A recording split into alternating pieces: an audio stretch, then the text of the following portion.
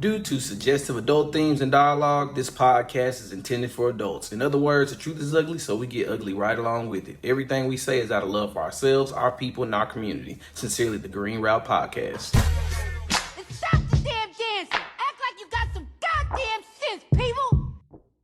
Black people don't hope, we wish. We wish a motherfucker would be in our shit.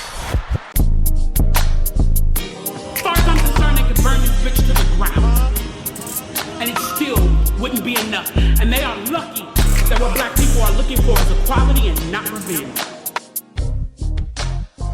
Want to welcome y'all to the Green Route Podcast, episode number 23, the MJ episode. I like that. I am GS. And I'm Marlissa. What's up, y'all? Welcome back. All right, y'all. We're going to get right into it. We have a lot of things that have been going on. Yeah. And, we probably going to spend more time on one thing more than the other. So we're going to talk about Kanye. We definitely got to talk about that. We're going to talk about Ron Desantis, fear tactics, the midterms. We got some positive news as well. Yeah. And some stuff that's happening with housing. So Good shit. Let's get to it. All right, cool. So, I mean, it is election season. We said, 2 weeks ago that it was going to get interesting. So, it is getting interesting. So, if you haven't been paying attention, Ron DeSantis is using good old fear-mongering tactics to target ex-felons and, quote-unquote, charge and arrest them for unlawfully voting. And so there have been quite a few videos, probably body cam videos, I would imagine, that have come out from, this squad that DeSantis has assembled to crack down on voter fraud. And a lot of what people are saying, and what I actually believe too, is that folks that maybe uneducated are being targeted, whether they, truly are ex-felons and cannot vote, or there's a fear tactic of, hey, you're an ex-felon and you shouldn't be voting and you're not really sure if you are eligible. And so either way, I'll probably scare you out of casting your vote. One thing I'm going to say, and I'm going to hand it over to GS because I think he has a lot of good points on this, but just about every person that I have seen in these videos have been black and brown. And so I think that there is a logic to this task force. And what's the name of the task force? Do you remember? I don't remember the name of it. Okay. But they have these, it's just like a specific, like letters that are stitched on there. Yeah, it's lame. Don't worry about it. We'll find it and put it out there. But, this little task force that he's put together, the whole point of it, based on what I have seen, to be honest, is to instill fear in people, to ensure, at least try to negate them from casting their votes. So it was the Orlando Sentinel that actually got that body cam footage. So shout out to that media source for doing that. Taking it back a little bit further back, I want to say maybe it was 2018, maybe in 2018, 2016, that the state of Florida overwhelmingly voted to give rights back to ex-felons. Okay. They said after you have, served your time, you now are allowed to vote. Ron DeSantis went after that and added what we would call a poll tax. So what he did was he was like, well, you can't vote until you've paid off all these taxes, all these fees that are associated with, being your incarceration. Yep. All of that. So he knew what he was doing. He knew that a lot of people wouldn't vote or wouldn't register to vote just because they wouldn't want to pay those extra fees. Yeah. So that was one way to cut out voting. The other thing about this was later on that same day when they started, sending out those warrants, that's when he actually had the, what do you call those? That's when he actually had the, where you get all the cameras together. That's when he had the media day for that, for what he was doing. Right, the presser. The press release about it. And the thing about it is this, like, your people like him are so caught up. People like him, and he knows that his base likes this. Like, they have to put them harassing people on screen to show that he's about law and order. Yes. Or he's about, and it's like you're putting people in dangerous situations. Yep. You're scaring people. You're re-traumatizing people, Yep. all so that you can look like you're laying the hammer down. That's a really good point, and I never thought about it that way. But the fear mongering has to be televised. Oh, yeah. For it to work. For it to work, because again, you're not just like, he knows that 20 people don't make a difference in an election, but he needs to show everybody, and specifically ex-convicts and black and brown people on TV, that if you're not sure about your paperwork, don't even try to vote, because that was important. That part was important. He needed to show, or these people needed to express the fact that they wasn't even sure, or they didn't even know how could I not have voted. That's a lot of the response that I've been hearing, which was a part of the bullshit about it, because it's like, how can you apply to the state and the state gives you clearance to vote by giving you a registration card? That's right. But then later on you get a warrant for your arrest because allegedly you couldn't vote. So the state told you can vote, and now the task force is telling me coming against that. I wasn't supposed to. So really you should. I think a lot of them have grounds to sue, and they should. Ron DeSantis is a piece of shit for this. He a piece of shit. He a piece of shit for a lot of things. This is the latest in his slew of piece of shitness, to be honest. And that's what they gonna do. So Republicans, we not new to it. We have to understand that they will continue to use us as scapegoats. They're gonna continue to use us as props, as tools. It doesn't matter if they're taking away a mother from her child. They don't give a shit about none of that. They don't give a shit about us getting back on our feet and trying to make our lives better and give better. No, it doesn't matter, because we can make you look. We can have a political moment and score political points off of your pain. And funded by taxpayers. I want to put that out there. Funded by taxpayers. When he was sending them buses and planes and this task force that he has put together, these are our tax dollars. And I know I don't live in Texas. In Florida. But these are American tax dollars that he is spending to make a political moment for himself. Yeah. So we'll keep watching that one. If this gets big enough, we'll see what actually happens in Florida. You know what I mean? But because we know Florida is that state every election that be with the shits. So I'd be interested to see what happens down there on November 8th. Midterm debates, and the reason I'm laughing is because GS's note says midterm debates are getting spicy. Just the word spicy made me laugh. Getting spicy. They getting real sassy out here, y'all. They talking real crazy to each other on that stage. Okay, so the Stacey Abrams debate was hilarious in so many ways. Give us your, because I didn't get a chance to watch that one. I watched the other ones, but give me your take on that one. Stacey did what Stacey does. If let me tell you something, I'm pretty good at debating. Like I got a pretty good control of the English language. But Stacey Abrams, along with Crystal West, there are certain people in this country that I know that have a way with words. They would give me a run for their money.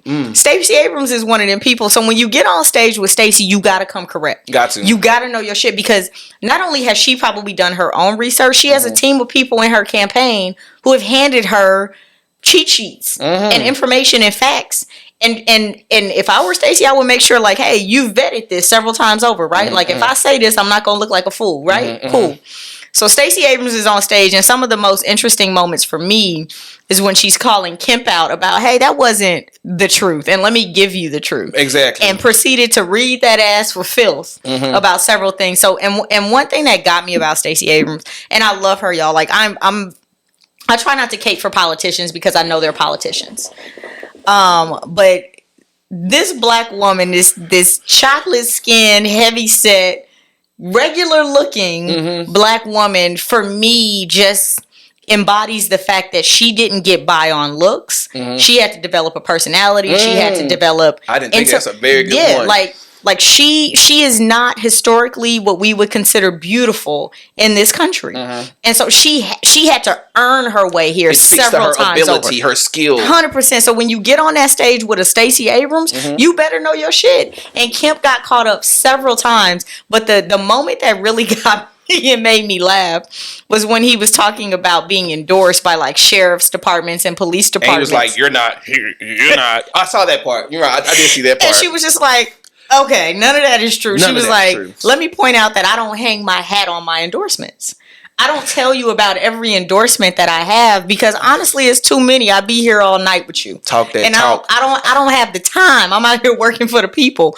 But then she lays out like, hey, I am big on law and order, but I'm also big on equity and making sure that people are being treated fairly by these sheriff's departments and these police departments. And so for me, what I saw was an able-minded and spirited woman going up against someone who has probably been given the benefit of the doubt the majority of his life, and it showed that white male privilege. That it was. I mean, what's the saying? Say, Lord, grant me the confidence of a mediocre white man. Oh. Like, it showed that this woman has had to work for that place on the stage, and it made me like her all the more. And I know that's very opinionated, guys. I know we try to talk about facts here, but like, just know that like I rock with her, and know also that I am framing this with my opinion. You may think differently, but that's how I looked at the debate.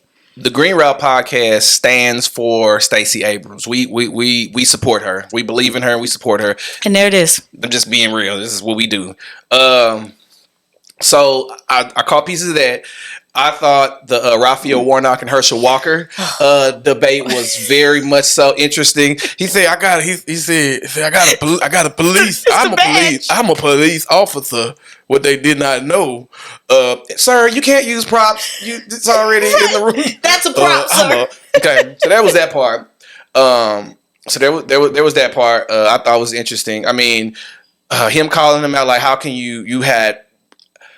It was a lot. I don't even think he mentioned the abortions per se. He just mentioned him shooting at the police because that was actually on paper. That's right. He or threatening to have a shootout with the police. That was that. Val Demings Warnock and Marco was petty for that one though. He had to. Val Demings and Marco Rubio. That was a good debate, but it wasn't good in that way. Marco Rubio sucked. He didn't. Val Demings just ate his ass for lunch. Let me see. But I also before our time runs out, I want to make sure I talk about like all the campaign ads that are going out. Specifically, the guy who was saying, if you don't like the police next time you having trouble, call a crackhead. Do you know any crackheads, sir? I don't think he does. The other part about it was a lot of these, for sure, Republican Texas,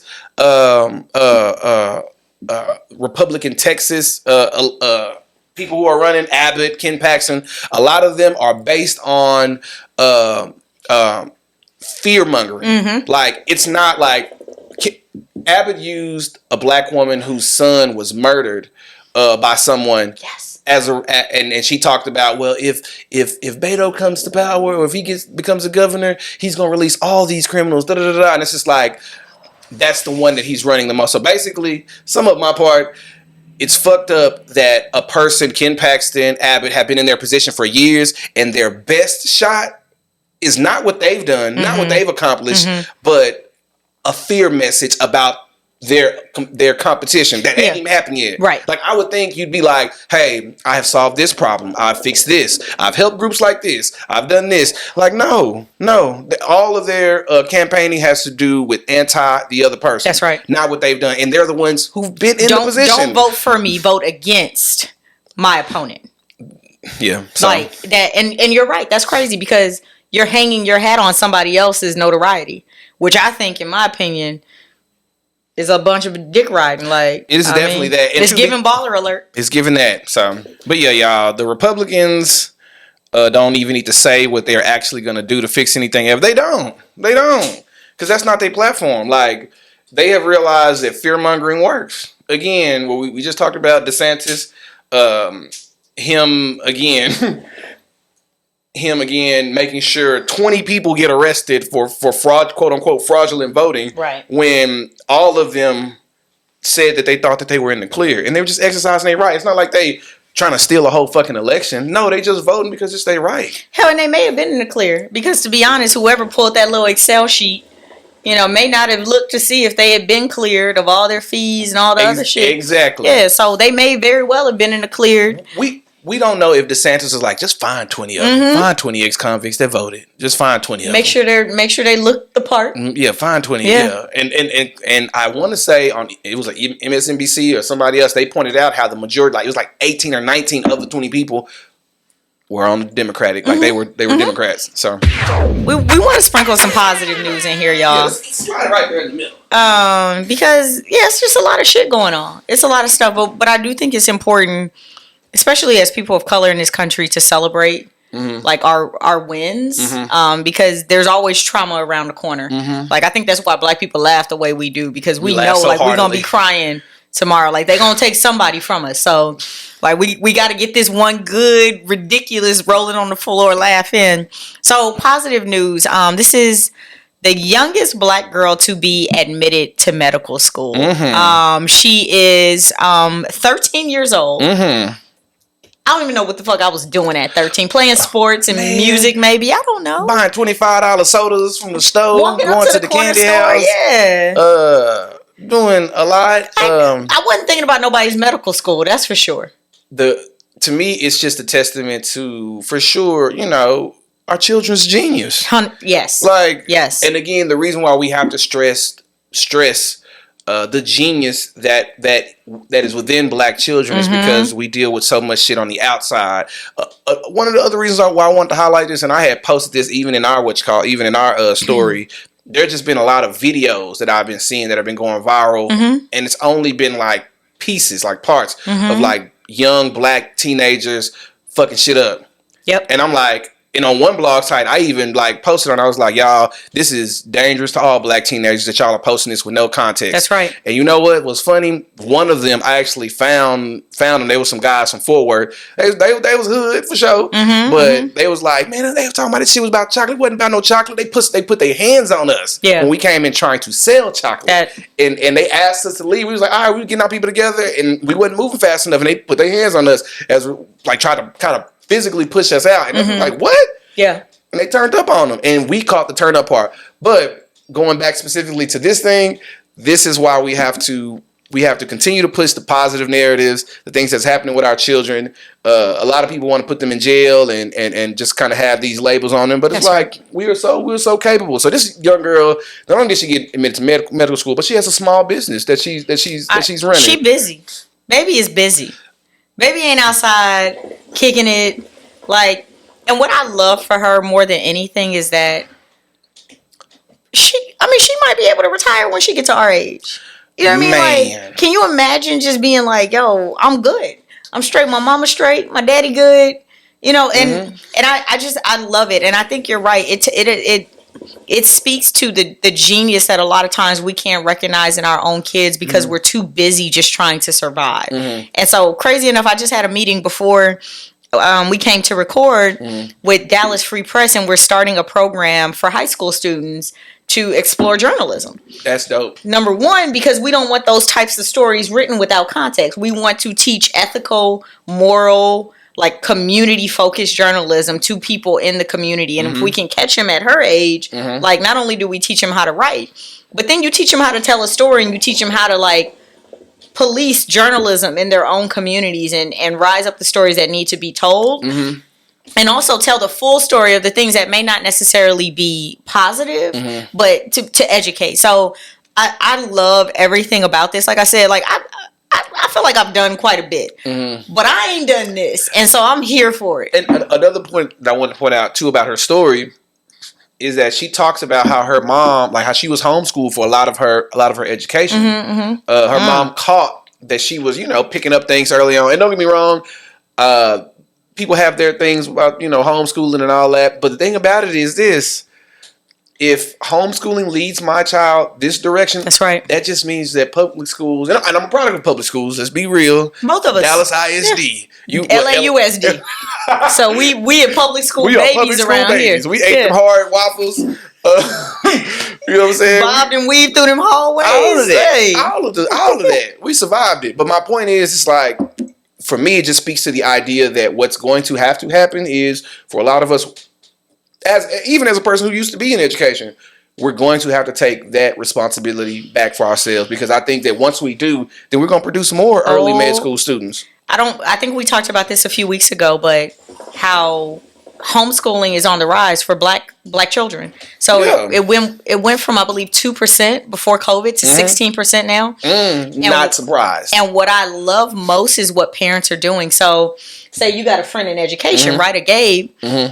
There's a group of parents, maybe 10 families or so, that say, "Hey, I know a math teacher, I know an English teacher," and you contract with those folks to come in and teach your kids. And what I love is that like you create these kind of community schooling pods where 10 families, our kids go to school together. Here's who comes in twice a week, 3 times a week, whatever. We have homework assignments on this day, and I love that the kids are only going to school like I think it's 3 to 4 hours a day, and then they're outside working in a garden, right? Or they're doing community service, or they're playing sports, or they're doing something else that helps to develop the other side of their personality and the other side of their capabilities. And so I'm here for it. I don't have any children, but I can say that based on my own experience, and then based on what I'm seeing about these kids not being safe in schools, I'm pretty sure that me and whoever my partner will end up being, like, we're going to have a conversation about homeschooling and how we want to educate our children, because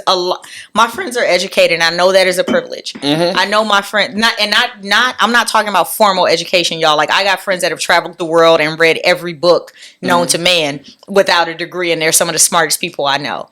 And I would love to turn my child over to that person for an hour or two every few weeks. My last point to your point is I want to shout out the Uhuru Academy. That's a group that I've been working with for years, based out of Fort Worth. They're now completely completely online. So if you want your child, if you want to be at a school where the teachers ain't racial profiling your kids, where the cops ain't constantly harassing them and making them look like and feel like criminals, come to Uhuru Academy. I like that. Come on over. I like that. That's one of the schools, but there are a bunch of them across the country. But these are educational co-ops for our children. More of them need to be invested in. So and let me plug, because I forgot she told me to plug this but Gifted Minds Academy. Shout out to Gifted Minds. 3rd to 9th grade.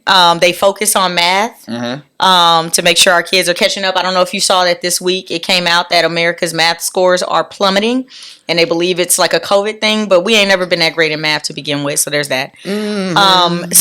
So Gifted Minds Academy. We got options out here, y'all. We got options, y'all. We got options. Okay. Oh, the Airbnb thing. The Airbnb situation. Now, this is interesting to me because what's happening is this. It's a combination of two different things that are happening.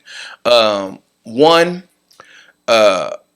landlords are rent locking their properties on purpose. Okay. Like, they're shooting the prices up and they're keeping them empty because there are benefits to them actually just still possessing it. Like, they're setting that standard high, and it's based it's all what's the word I'm looking for? It's actually like it's like a rental application that a lot of them are a part of. It's like a system they're a part of. Okay. So you know how we price fixing, basically. So you know how we had this conversation about corporations. Oh, inflation. They talk about inflation, this and that, and it's like a lot of it is price gouging. Yeah. It's price gouging, but within real estate. Okay. And the interesting part about that is people are saying why is this not being talked about? And they was like, well, a lot of these people are connected to real estate, have real estate ventures, like real estate companies, or just that, they don't want to shine the light on it, but that's what's happening. That's specifically what's happening. And on the side of the Airbnb side, a lot of them are keeping the prices high so they can maintain an Airbnb so that they can make more money. Airbnb is now coming out to be a very shitty company on its own, because they are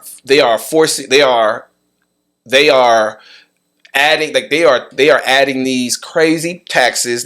They are allowing these owners to charge these crazy fees just to be inside of there. So it's just interesting because it's like capitalism is like, we've already had a housing shortage. Again, not a shortage of houses.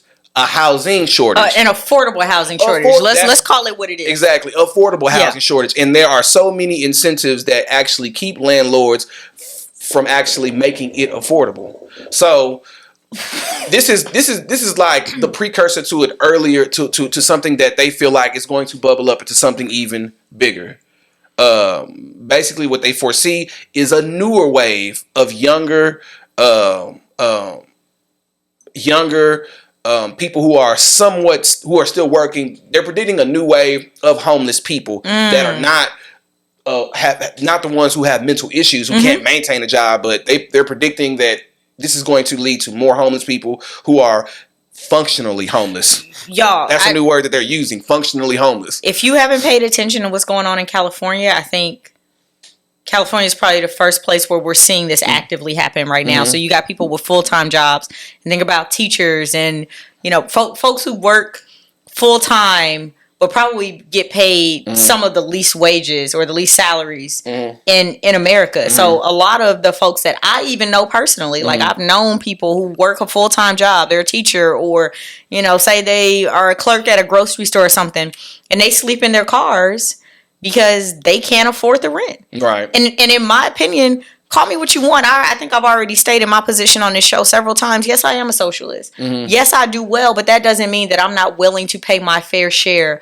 to make sure that someone who works 40 hours a week does not have a safe place to lay their head at night. That's crazy to me. It's crazy. That I don't need to hoard that much money where I can't say, hey, I just happen to be in a different field than you, and it's considered to be worth more, so I make a little bit more. I'll pay my fair share to make sure that you have what you need. But to watch someone be on the street knowing that it's not because of laziness, it's not because of even a mental health issue, like, I don't think you should be on the streets there. Like, I think that we should honestly use taxpayer dollars to ensure that those people have somewhere safe first, and then we get them the mental health health care that they need.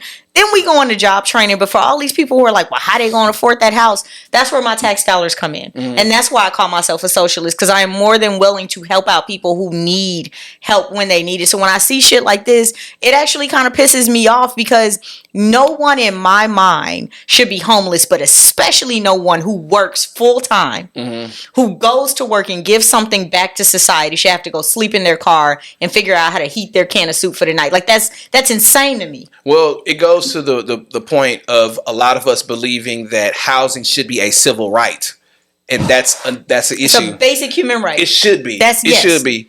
My last point to this is what's interesting. So basically, what Airbnbs are doing, they are allowing landlords to shut out again, have these rent hikes and keep them there. Okay.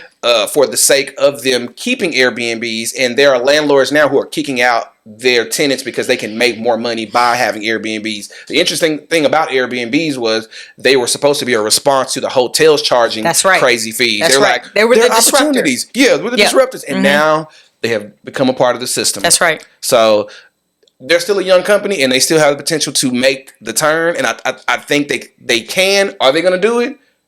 Probably not. They're being called out for other things too, like discrimination based on your profile. So we just got, me and my line sisters were going to Houston this weekend, and we got an Airbnb, and I was actually worried, but I was like, sadly, I'm one of them people that my profile is welcoming to white people, to be honest. They're like, oh, look at her. You can look me up on social media, and I may talk my shit, but you can at least see like, hey, she might be the caliber of person I want to stay in my home. And truth be told, I used to really push for Airbnbs. I was just like, hotels. I used to feel like hotels were like, okay, but I was like, you can get more for your money for Airbnb. I used to really be a fan, push for Airbnbs. But it's like, now what the companies that are allowed, they're allowing the discrimination. They're allowing them to charge these exorbitant. Hopefully, I'm using that word right. Exorbitant fees for stupid ass shit. The fuck is a cleaning fee?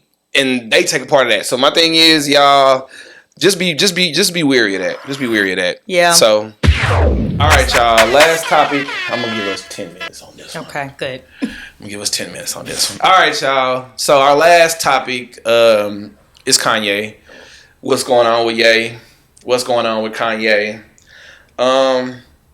It's been a lot of dialogue, and I'll say this, that one positive thing, I'm enjoying the back and forth within our community. And outside of us, we're not talking about the Sarah Silvermans and all these other folks who got issues with whatever. I am enjoying the conversation that we're having as a family, as a community. I appreciate that. There's a lot going on with him, and there's a lot that's coming off as a result. So, you want me to go first? You want perspective first, and we go. You know, I'm gonna give mine, and I'll try to keep it brief, y'all. Because I do feel like my stance hasn't changed on Kanye. So, 4 years ago, I penned a piece saying I blame us for Kanye, and I was pretty much saying that as a community, we do have a habit of becoming like big bro bandits, where, you know, somebody with money and fame and influence is often excused from their behavior when it's questionable because of, number one, their position and their platform. But I think the other thing is it's just that we don't always know what to do with our troubled children in our community. So when it came to Kanye, I'm like, yeah, I blame us for this.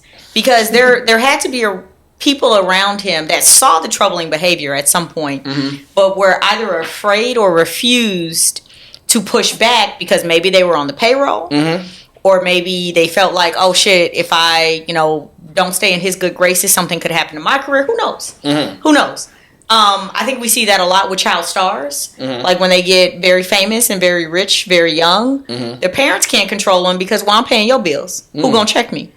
So I did blame us for Kanye. I really did. And I know some of that is debatable with the black community, and that's fine. I do also know firsthand what mental illness can do to a person. And I actually do think that his mental illness is being skewed and probably perpetuated a bit because he's in the limelight with no one who can force him to go get help. Okay. So there's that. When it comes to what's going down this week, the entire conversation for me has been, why is it that he's being quote unquote canceled for anti-Semitic comments and rhetoric and not the anti-blackness? Couple things I will say about that. Number one, do not act surprised that America didn't come to our rescue when he was talking anti-black. Like, the fact that we even can sit back and expect America to be like, no, you can't say, no. American companies, black people even. We didn't even cancel them, right? Like, GS brought a good point up, like, during our little pre-show discussion, is that we are so used to being traumatized, we're so used to being shitted on, that we maybe didn't even see Kanye's comments as a threat. Just, he being crazy. All right, cool. The second thing I will say is, even though black people do not hold the financial power in this company, there are two things that we absolutely control. We control what's cool, and I think we can look on any TV. Social capital, sure. Any radio station, any hairstyle. Hell, the Kardashians have modeled their entire look after black women. So we control the cool, and we control a lot of the culture in this country. We can say what's in and what's not. And the folks who want to be us because they love our culture without necessarily loving us will follow suit. So back in 2018, when he started talking about, you know, slavery being a choice, and please go back and listen to even the context of that conversation, because he was talking about it being more so mental slavery than physical, which I do think he has a point. But also GS and I talked about, like, hey, if I saw my man being strung up and my kid being held hostage, I'm probably gonna take that beating and do what they tell me to do. Exactly. Because this is my child. Like, that's the love, you know, that's my love, whatever. So there's that. But even when he started that, we did nothing. Instead, I feel like a faction of us, and I'm not going to say we because I stopped fucking with them, a faction of us hopped on the bandwagon even further, and then we excused his behavior with, oh, you know, Christians in this country are always being persecuted, and they're only, you know, saying what they're saying about Kanye because he's speaking truth and the rest of y'all asleep. Okay. Y'all, I mean, honestly, like, as someone who grew up in the church, I'm pretty sure that Jesus would look at me and give Kanye the side eye. Because not only has he been a bully and abusive towards people, like, he has flat out been a man who has tried to excuse his shitty behavior with Christianity. And I just don't think you can put that on Jesus. I don't think God is in that, me personally. Okay. So I'm looking at Kanye and I'm like, yo, we should have been done something. And even if that something was, I'm not going to that concert. I'm not streaming that album. I'm not buying those Yeezys. But we lined the fuck up to go give our money to this man in droves. And so when we had a chance, we did nothing. And so now when I see black people complaining about the Jews doing what they do, this ain't new for them. They have ruined many of people's bank accounts. And my man has lost about a third of his wealth at this point. Mm-hmm. More than that, actually, because he went from 1.5. So he's lost more than a third of his wealth. For sure. Because the Jews did what the Jews do. But black people, we could have been done something and we did nothing. So now when I see us complaining about, oh, why wasn't it the anti-black comments? It's the anti-Semitic. Because number one, they don't care. And we had a chance and we did nothing. Instead, we lined up to go feel exclusive at his little, concerts, the Sunday services. And he had the boys hemmed up in the chokehold. And we did nothing. So shut the fuck up and let the Jews do what they do. All right. Those are my thoughts. Okay, my perspective. I like the fact that you said there's a faction of people, and you said that, hey, I don't fuck with Kanye, but I know that there's a faction of us. I like that you're doing that because when I'm seeing the commentary online, and this is my perspective, a lot of people are coming off sounding like white supremacists. They're like, well, since we still we didn't and it's like, who is we? I have to help them understand that, like, there are different groups of us who have different ideas about Kanye, about business, about the music establishment and who controls it. Like, so and truth be told, again, a lot of people are giving these companies free range to be like that towards us because we allow it. That's the same logic that those folks use when they talk about Chicago and the police. They say, well, police shooting them. Well, they talk about guns in their music and this and that. And it's like, there is no reason to validate violence towards black people. I don't care how I talk to my mama. You better not talk to my mama like that. That's my mama. I don't care who. I don't know. That's right. So there's that point. A few of the questions that I pulled out of his whole situation. One, is it insane to believe that certain heterogeneous groups control specific areas? So a lot of his issues, he has pointed out Jewish people as the assailants in coming at him and beating him down and this and that. And it's like, people are calling him anti-Semitic for that. And it's like, you can call him anti-Semitic. You can call him anti-Semitic for that because he's calling out a specific group. But let's be clear here. There are very specific groups that are over different industries that are harmful to black people. So, or at least been shitty towards us. That's right. So, for example, we talk about how the Koreans have a monopoly over the beauty supply. Now, there have also been reports of black people trying to enter into the beauty supply industry and been blackballed or been treated bad. Can't get materials, can't get access to resources. And it's like, we have to understand that there are groups of people that control it. So he's not off when he's calling out specific groups for having specific powers in specific industries, because that's that's plain and clear to see. In the hood, there are different groups that control different parts that they take straight advantage of us in those areas. So that's not too far fetched. Again, do I know the numbers of Jewish people and their ownership within the music? I don't personally. But do they push their children into law, into accounting? 100%. Absolutely. We know this. And the thing about it is, we know that a lot of these media companies are monopolies. Oh, it's only like 2 or 3 companies that are controlling all of the media. 2 or 3. That's very small. So it makes sense that groups who control those companies have a lot to say about things being said about specific groups. That's right. So there's that part. The other part is, when it comes to these companies, is it capitalism or is it racism? Now, we have to ask that question because like you pointed out, he didn't get canceled for his anti-black comments, but he got canceled for his anti-Jewish comments. That's right. So it was one or the other. So either if it's capitalism, it's, well, his anti-black comments don't deal with us. It just really don't affect us. It's not affecting our market, so we just really don't Where have they to gonna care. go? We don't. I mean, they not coming to us. They not buying Gap shit. They not buying this. They not doing that. So it doesn't matter. Yep. He can offend black people. Yep. So it could be the capitalism part, or it could be racism. It could be. It could be a combination of the two. Combination of both. Either way, both of them are shitty. And it'd be racism because of the point of, I'm mad about these comments, but I'm not mad about those comments. The part that I'm gonna hang my hat on is this. I think that a lot of us as a family, black people as a family, as a community, when we're having these conversations, I think it's very much so important for us to understand that each of us come from different backgrounds. For one, some of us don't give a shit about history. Some of us don't know shit about Jewish people, the Jewish estate, and all that. So his comments, truth be told, we're gonna be here nor there about it because we don't. That's just not where we at. I'm reading a lot of comments. I was reading a lot of comments about black people by black men specifically. And no, it was black men and women.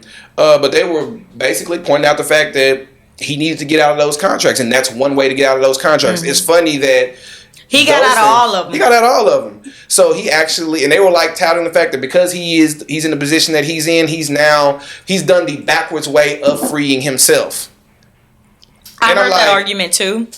I just don't believe that he meant to be dropped by his talent agency. I just don't believe that he expected all of this. The other thing that you should probably know is Adidas is a German-owned company. Mm-hmm. If you know anything about Germany, right? This is where reading history comes up. Is that Germany pays a ton of homage to the Jewish community. Mm-hmm. If you go over there, reparations. Yes. If you go over there are statues and monuments. And I remember asking the question, like, why do you have all this shit in here about the Holocaust? And their thing was, we don't ever want to forget because we don't want to make that same mistake ever again. And so we put it front and center. America, take notes. But the point is, you were in literally the majority of his wealth was wrapped up in that Adidas deal. I want to point out he lost over $1 billion of future value of what he was supposed to create for Adidas because of his comments. And in my head, I'm just thinking, like, is he actually that brilliant to know that this German company is going to drop him for making anti-Semitic comments? Or did he actually believe what he said? And if he does, you pointed out, okay, cool, like certain groups do control certain industries. All I can say is if you knew that you were going into this contract and you knew that this is a thing, maybe you go on and hire yourself your own good lawyer of color. You know, potentially a black man or a black woman might actually get you right, and read through line by line and say what I'm not going to accept and what I am. As someone who just came out of corporate myself, I can tell you this. I never let them people play with my money. I never let them people play with my career because I knew what I was worth. And yes, they control the place, but it was my talent that was keeping it afloat. And I knew that. And I think if we know more about the value that we bring to entertainment, that we bring to sports, that we bring to our corporations, the classroom, whatever it is, we will move differently and start saying, no, I'm not accepting the deal that you give to black people. I want the Jewish deal. I want the contract that you gave them because I know that shit looks different than what you gave me. And he signed it. So if this was his way of getting out of it, that's a long ass roundabout way, my guy. But if it comes out, I will say this, if it comes out that this was his plan the whole time, I will call Kanye a genius. For the first time in my life, I will call him a genius. I'll say this. Do I think that he is a very talented... Do I think he has genius level in musicality? Absolutely. Do I think that he's thinking about this whole situation that way? I don't think he's that deep. I don't think he's that deep. I just don't. My opinion. This is the Trump argument. Remember when Trump was running, everybody was like, no, he knows what he's doing. Nah, he ain't that brilliant. But I think what I will say is this: anti any group comments is American as fuck. We have Republican politicians who repeatedly talk about South American folks in the shittiest ways, and in a period of time they talked about black people in the shittiest ways. one thing specifically about Adidas, they're cutting him off. They still gonna sell Yeezys. That came out today. They still gonna be selling Yeezys. That's the other part. I'm just waiting for them bitches to go on sale. The other part about it is this. Companies specifically like Def Jam. That's one company that we can specifically call out that cut ties with Kanye. You're upset about his anti-Semitic rhetoric, but the artists for years that have been on your label have been anti-black. The rhetoric has been anti-black as fuck for years.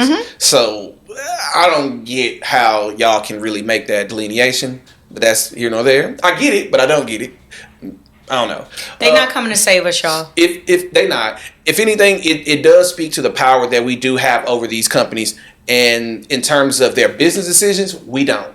We have power in buying because they will market to us. We have power in buying, but we don't have that power in terms of influence in that way. So there are companies that are like that, talking shit about specific groups as American as pie. Yeah.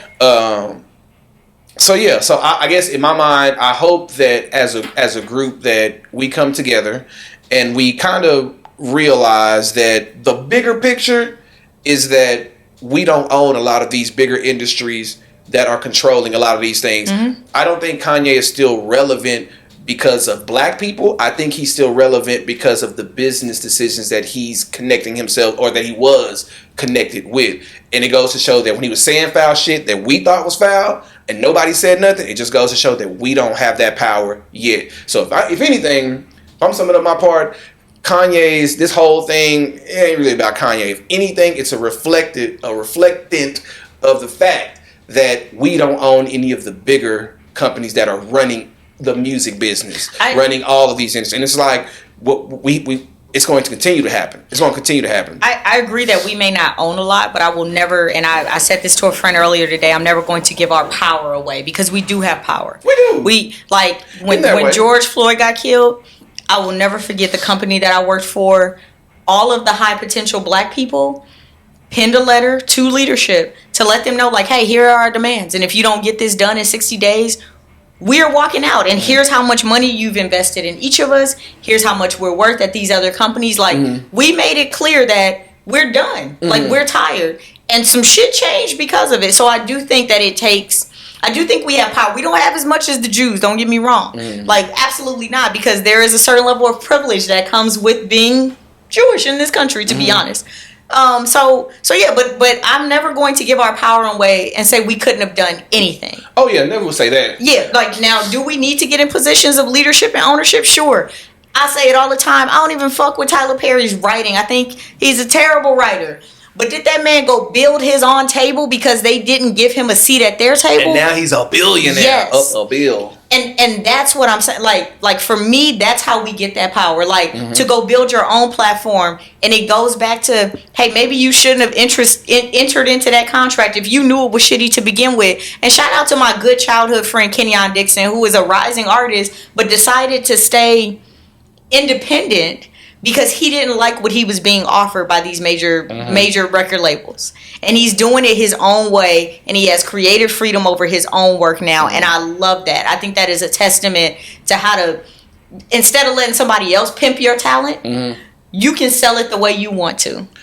I think that every group, whether it be racial, whether it be proximity within your community, whether it be anything, any group with common interests just needs to come together. If the larger governmental system isn't taking care of you, that's right. And again, it ain't about black Mexican. It's specifically in this situation, not black Mexican anything. It's if you belong to a specific group, whether it is black or anything, if you belong to a specific group, you need to figure out what your group's interests are and start from the bottom. Because what this has only showed me is the fact that people are going to take care of their own, even at your expense. That's right.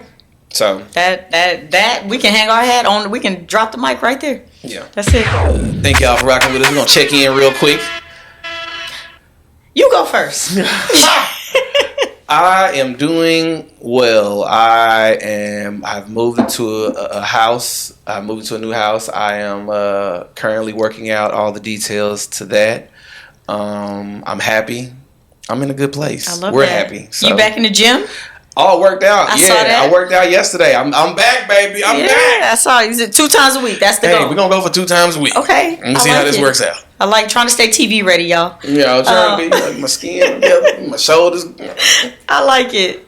Yeah, I'm good too. I was on vacation last week for my sister's birthday. Well, vacation. Of course, I worked while I was there, but yeah, came back and just kind of hit the ground running. A lot of good opportunities coming, so I can't complain. I am getting all the things that I asked for. So that and if I can leave y'all with something, it would be like when you put some shit out into the universe and say this is what I want, and it comes. Be ready. Be ready. Because once it starts coming, ain't no stopping. So you have to be very careful about your boundaries, about how you spend your time, about how you spend your energy. That's a big thing that I learned in the last week. Close us out with that one. Go ahead. Yeah, close us out. yeah. Okay. So yeah, how you spend your energy, how you spend your time, and just how you allow people to be in your space, because you know there's something all of us have to give to the world, and depending on what that thing is, it may require some sacrifice at times. And so I am learning that you know, and understand what you can give to the world. That's or right. what you have to give to the world. There are other people who would love to take advantage of it. yeah. And this is as a person, Yes. or even as a community. Yes. As a black community specifically. That's right. There are many entities that want to take advantage and make a profit off of our pain. That's right. Off our suffering, off the bullshit. But we have to rise up and disconnect ourselves. That's right. And don't lose our minds in the process. That's right. Somebody told me this week or last week, you need to start learning the difference between fans and friends. I was like, ooh. That's a good one. That's facts. That's a good one. So yeah. So everything is good. I'll give us the benediction. What I say unto one. I say unto all. Watch. Pray. Stay safe. Let's do it. All right. Love y'all. All We'll right, see you peace, later. Y'all. Peace. Sunshine, sunshine, tell me where you are.